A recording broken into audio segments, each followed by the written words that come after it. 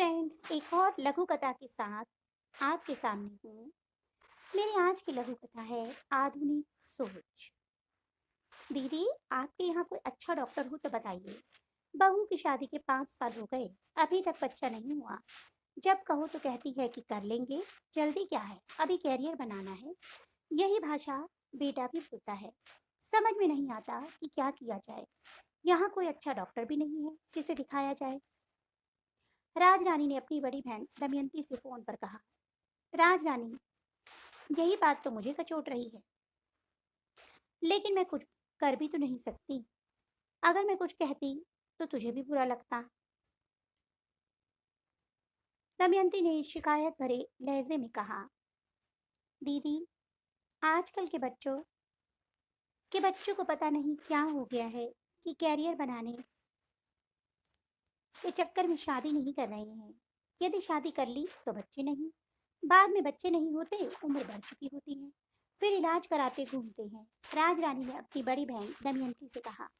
बच्चे वैवाहिक जीवन को खिलवाड़ समझते हैं। समय से शादी, समय से बच्चे कितना जरूरी है, बच्चे समझते नहीं। मेरी ही बहू को देखो, 36 साल की हो गई है, फिर भी बच्चे करने को तैयार नहीं है। पता नहीं कब करेगी। मेरा तो एक ही बेटा है। मैं तो चिंतित हूँ कि यदि कोई बच्चा ना हुआ तो। राजरानी ने शंका जाहिर करते हुए बोली। राजरानी की एक ही औलाद थी जिसका नाम करण था। पीएचडी के चक्कर में उसकी उम्र बढ़ती गई। जब तक जॉब नहीं लगेगी तब तक शादी नहीं करूंगा कहता रहा। 39 साल में शादी की, अब बच्चे नहीं हो रहे। राजरानी बहुत परेशान है। उसकी समझ में नहीं आता वह क्या करे।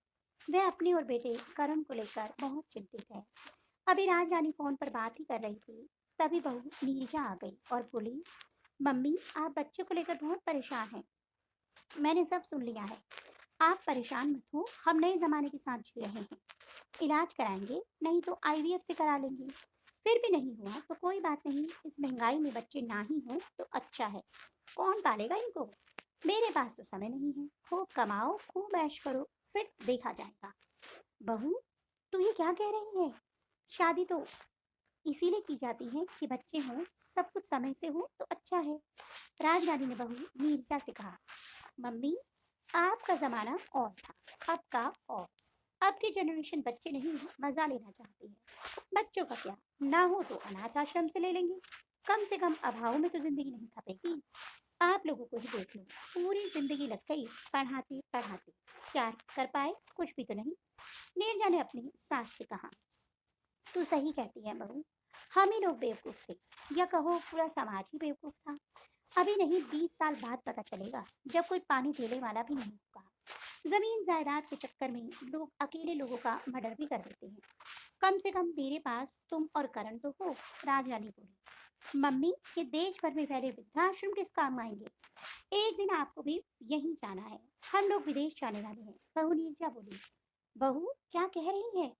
तुम लोग हमको छोड़कर विदेश चली जाओगी। राजरानी ने आश्चर्य से पूछा। हाँ मम्मी, यही सत्य है। आपके बेटे का चयन अमेरिका की एक बड़ी कंपनी में हो गया है। जाना तो पड़ेगा ही, और रही बच्चों की, तो नहीं हुए तो फिर देखा जाएगा। आप परेशान ना हो। नीरजा फिर बोली।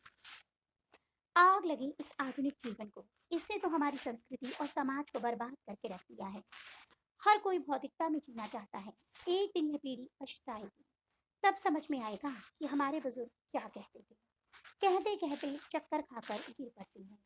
तभी करण भी आ जाता है। माँ को उठाकर अस्पताल ले जाता है। जब उसे होश आता है तो वह माँ से कहता है। हमें समय के साथ चलना है। आप लोग आज हो, कल नहीं होंगे, तो फिर हम आपके लिए क्यों परेशान हैं। माँ यह सुनकर फिर भी होश हो जाती है। डॉक्टर इलाज करने लगते हैं। करण और नीचा खड़े खड़े माँ का मुंह ताक रहे हैं। सच में दोस्तों, आज की ये आधुनिक समाज की सच्चाई को उजागर करती कहानी आपको कैसी लगी। कमेंट बॉक्स में अपनी प्रतिक्रिया अवश्य दीजिएगा। जल्दी एक नई कहानी के साथ मिलूंगी। तब तक के लिए बाय बाय।